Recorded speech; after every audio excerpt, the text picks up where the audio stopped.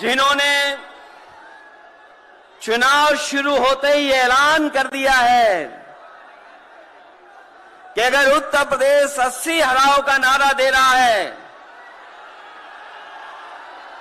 अगर उत्तर प्रदेश 80 हराओ का नारा दे रहा है, तो बिहार भी पीछे नहीं है। 40 हराओ का नारा यहां से भी निकल करके जा रहा है। और अगर यूपी और बिहार मिलकर के 120 सीट हरा देंगे तो भारतीय जनता पार्टी का क्या होगा। मैं अभी सुन रहा था,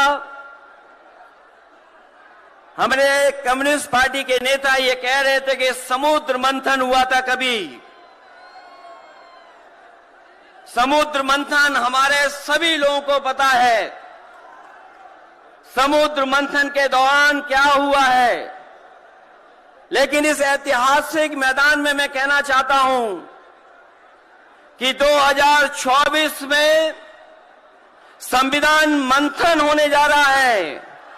एक तरफ वो लोग हैं जो संविधान बचाना चाहते हैं, संविधान के रक्षक हैं, और दूसरी तरफ वो लोग हैं जो संविधान के भक्षक हैं, संविधान को खत्म करना चाहते हैं।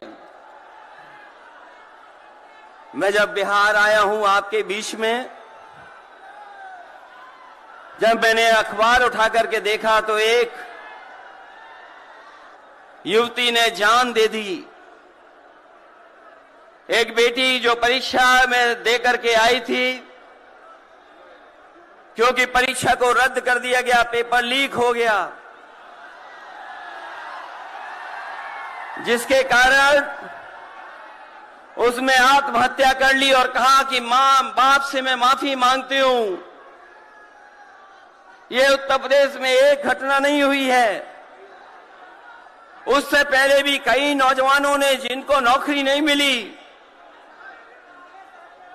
उन्होंने अपनी जान दे दी।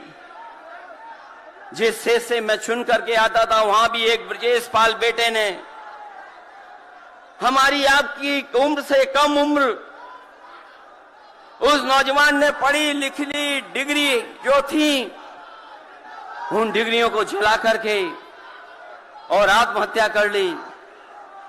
ये हालत है देश की। और वहां पर उत्तर प्रदेश में, जहां पर से प्रधानमंत्री चुन करके जाते हैं, जनता ने भरोसा किया उन पर, उनको बहुमत दे दिया, लेकिन डबल इंजन की सरकार ने बेरोजगारी दी है। मुझे खुशी है कि तेजस्वी ने यहां पर नौकरियां दे दी, रोजगार दे दिए, और हम तो वहां 60 लाख बच्चे जिनको पेपर नहीं लिख पाए, उनका हिसाब किताब लगाते हैं। उनका अगर हम बड़ा परिवार न माने, केवल 3 सदस्य परिवार के माने, बेटा और मां बाप, तो 60 का गुणा 3, 1 करोड़ 80 लाख वोट, और 1 करोड़ 80 लाख लोगों को अगर हमने भाग दे दिया 80 लोकसभा से, तो केवल उत्तर प्रदेश में 2,25,000 हर लोकसभा में वोट कम हो गया है। लेकिन तेजस्वी ने बिहार में पलट करके दूसरा काम किया। अभी 3 लाख नौकरी दी, हिसाब लगा लो कितने परिवारों का जीवन बदला। और सोचो 10 लाख नौकरी मिल जाती तो कितना परिवारों का भविष्य बदल जाता। इसलिए जो लोग कहते हैं कि परिवार वाले हम लोग हैं, ये जो आरोप लगाते हैं परिवार वाला आरोप हम लोगों पर, मैं उन भारतीय जनता पार्टी के लोगों से कहना चाहता हूं कि भारतीय जनता पार्टी इस बात संकल्प ले कि किसी परिवार वाले को टिकट नहीं देंगे, और संकल्प ये भी ले कि किसी परिवार वाले से वोट मांगने भारतीय जनता पार्टी के लोग नहीं जाएंगे। मैं तो ये जोश देख रहा हूं यहां मैदान में, ये जो जोश दिखाई दे रहा है, यही बदलाव लाएगा। यही भाजपा को हटाएगा। जब जोशीले नौजवान मिल जाते हैं तो बड़े बड़े लोगों का तख्त हिल जाता है। तो इस बार उन्हें आप बाहर करोगे कि नहीं करोगे? पहली सूची बीजेपी की आ गई, उस सूची में बिहार बाहर है, बिहार नहीं है उसमें। इसलिए बिहार से वो बाहर जाने वाले हैं, यूपी वाले भी बाहर कर रहे हैं उन्हें। इसलिए मैं आप सबका धन्यवाद देता हुआ और आदरणीय लालू प्रसाद यादव जी का मैं विशेष धन्यवाद दूंगा कि जो इस रैली में पधार करके न जाने कितने लोगों का मनोबल बढ़ाने का काम कर रहे हैं। न केवल यूपी के लोगों का, बिहार और देश के लोगों का मनोबल बढ़ा रहे हैं। और जो तकलीफ और परेशानी उन्होंने जीवन में देखी है वो राजनीतिक देखी है।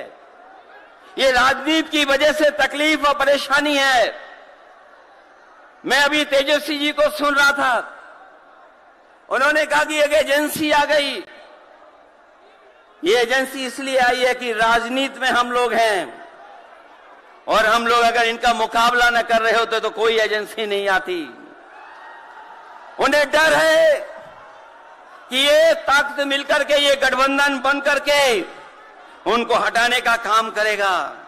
इसलिए मैं आपसे कहना चाहता हूं, 120 हटाओ, देश बचाओ। भाजपा हटाओ, संविधान बचाओ।